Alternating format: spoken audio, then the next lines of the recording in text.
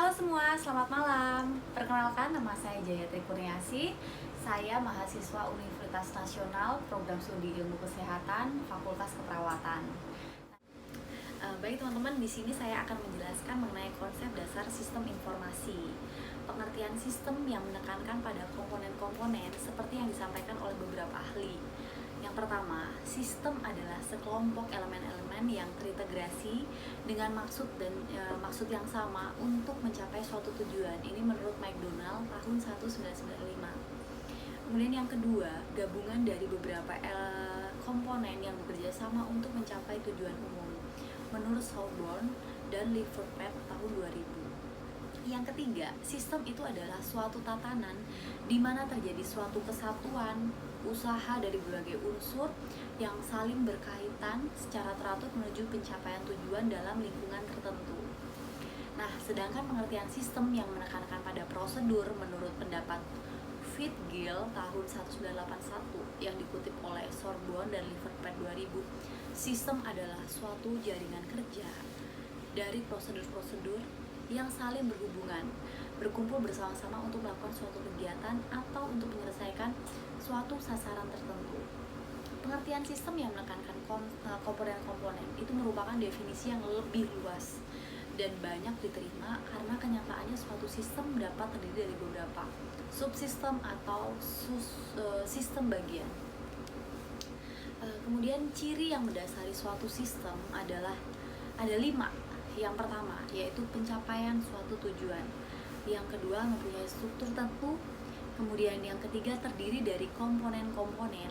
Dan yang keempat adanya kesatuan usaha sebagai komponen.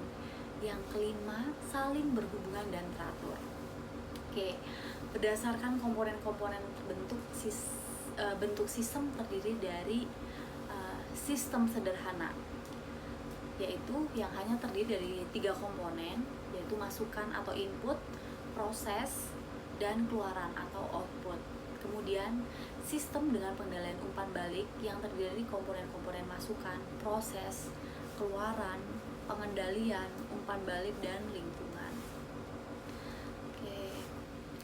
Komponen-komponen fungsional yang melandasi sistem menurut Siregar tahun 1992 yaitu sebagai berikut. Masukan ada 2 macam. Masukan yang dioleh proses sistem, kemudian masukan yang dibutuhkan untuk pengolahan dalam proses sistem. Yang kedua, proses. Proses merupakan komponen sistem yang berfungsi untuk mengolah sehingga dihasilkan keluaran atau kegiatan yang mengubah masukan menjadi keluaran. Yang ketiga itu keluaran. Keluaran merupakan hasil kerja langsung dari suatu sistem, bentuknya harus nyata, dapat dilihat dan diukur. Itu kalau keluaran ya teman-teman ya. Kemudian yang keempat yaitu umpan balik. Umpan balik merupakan kegiatan dalam sistem di mana dengan adanya umpan balik ini dapat dilakukan penyesuaian secara otomatis terhadap masukan dan proses sehingga diproses keluaran yang sesuai. Kemudian yang kelima yaitu kontrol. Kontrol berfungsi untuk mengendalikan kerja sistem sehingga proses-proses yang dilakukan sistem dapat menghasilkan suatu keluaran sesuai dengan tujuan. Itu ya teman-teman ya. Kemudian yang keenam yaitu lingkungan. Lingkungan merupakan tempat di mana sistem hidup. Lingkungan mempunyai pengaruh terhadap sistem dan sebaliknya lingkungan dapat dipengaruhi oleh sistem. Ini menurut Siregar tahun 1992. Nah, pengertian data dan informasi. Data merupakan bentuk jamak dari kata datum atau bahasa Latin ya ini ya, yang berarti sebagian kecil dari informasi atau sebuah fakta yang diketahui atau diperkirakan yang digunakan sebagai dasar dan dari teori, kesimpulan, dan inference. Nah, data itu sendiri punya arti informasi yang faktual, merupakan fakta-fakta atau gambaran-gambaran yang didapat dari eksperimen atau survei yang digunakan sebagai dasar dalam perhitungan atau penyusunan kesimpulan. Nah, dalam sistem informasi ilmu komputer, data itu merupakan informasi perhitungan dari pengolahan komputer berupa angka, teks, gambar, suara, bentuk dalam bentuk yang cocok untuk penyimpanan dan pengolahan oleh komputer gitu. Dalam static data adalah himpunan kata-kata angka-angka yang merupakan nilai dari unit sampel kita sebagai hasil dari mengamati dan mengukur. Kemudian ditinjau dari jenis data dapat kita tentukan ada 4 data, yaitu pertama data diskrit, data dalam bentuk bilangan bulat atau data yang didapat dari hasil perhitungan, misalnya jumlah anak dalam keluarga, jumlah penderita TBC paru, dan lain-lain. Kemudian yang kedua yaitu data kontinu, data dalam bentuk rangkaian data yang dapat dalam bentuk desimal dan didapatkan dalam pengukuran, misalnya tinggi badan, berat badan, panjang badan, dan lain-lain. Kemudian yang ketiga yaitu data kuantitatif. Data kuantitatif yaitu dalam bentuk bilangan, numerik, misalnya jumlah balita yang diimunisasi gitu. Yang keempat yaitu data kualitatif. Data yang dalam bentuk kualitatif kategorial, misalnya pernyataan terhadap KB setuju, kurang setuju, tidak setuju, begitu. Jika ditinjau dari sumbernya, data dibagi atas 2, yaitu data primer dan data sekunder. Data primer sendiri itu data yang dikumpulkan oleh peneliti sendiri. Kalau data sekunder, data yang diambil dari sumber dan biasanya data itu sudah dikompilasi lebih dahulu oleh instalasi atau yang punya data. Oke. Nah, ini transformasi data menjadi informasi. Proses pengumpulan data diawali dengan ketersediaan data pada sumber data baik dalam bentuk hasil, pencatatan, dan pelaporan ataupun survei. Pengolahan data dapat dilakukan secara manual maupun dengan bantuan perangkat komputer.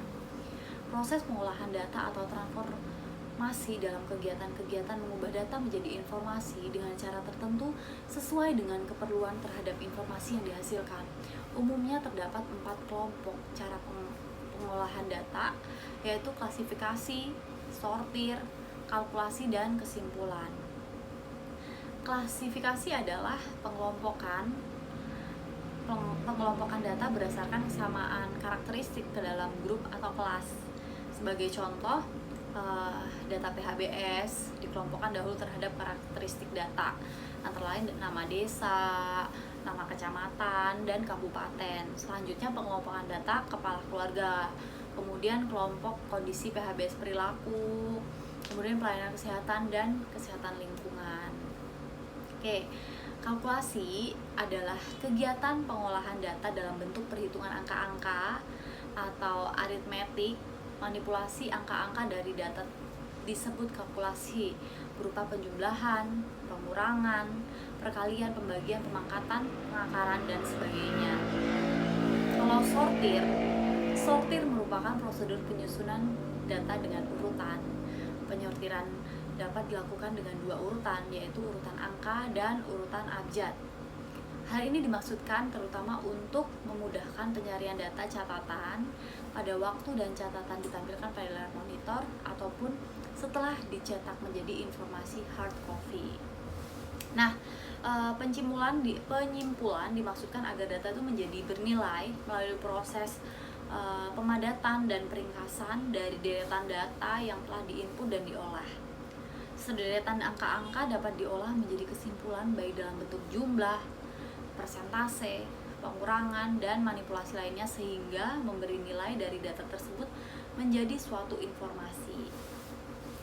Menurut Siregar 19 tahun 5, sistem informasi itu adalah suatu sistem yang dapat menghasilkan informasi yang sesuai dengan kebutuhan secara tepat guna dan tepat waktu semua macam proses pengambilan keputusan pada berbagai jenjang dalam suatu organisasi.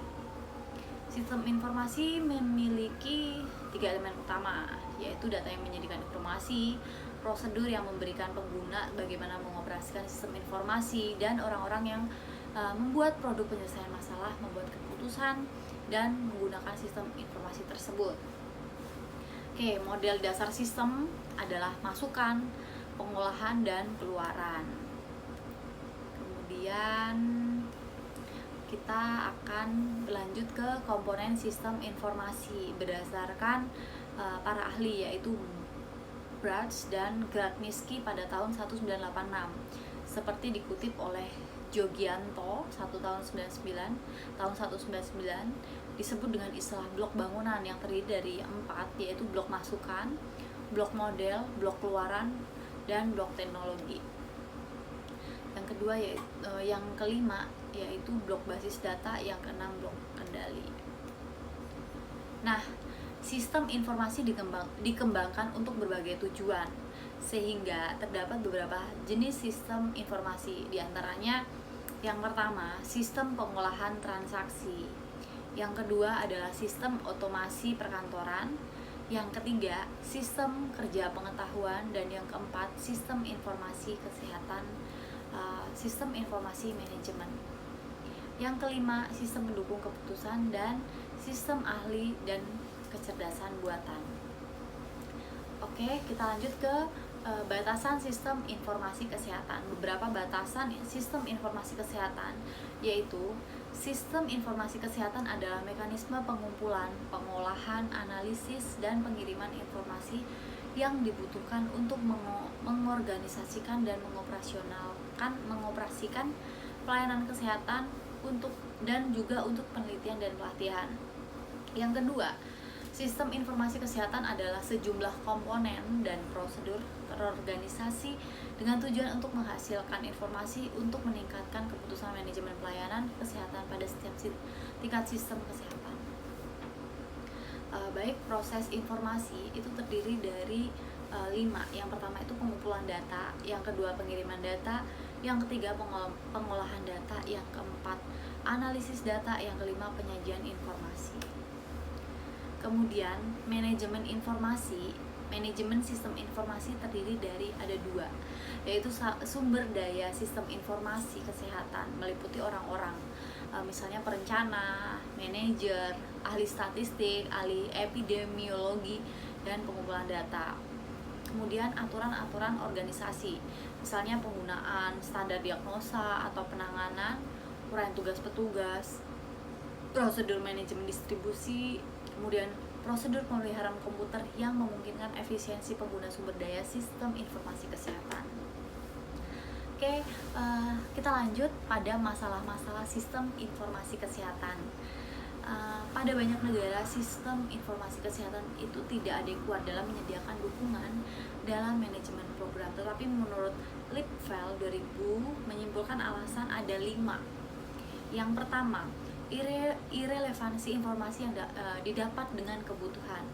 Kemudian yang kedua yaitu kualitas data yang kurang. Yang ketiga yaitu duplikasi data dan tidak efisiennya informasi. Yang keempat, tidak tepat waktu dalam melaporkan dan menindaklanjuti. Yang kelima, informasinya kurang berguna. Oke, selanjutnya masalah-masalah sistem informasi kesehatan menurut Bambang dan kawan-kawan tahun 1991 terdiri dari 3, yaitu data yang harus dicatat dan dilaporkan di unit-unit operasional sangat banyak sehingga beban para petugas itu menjadi berat.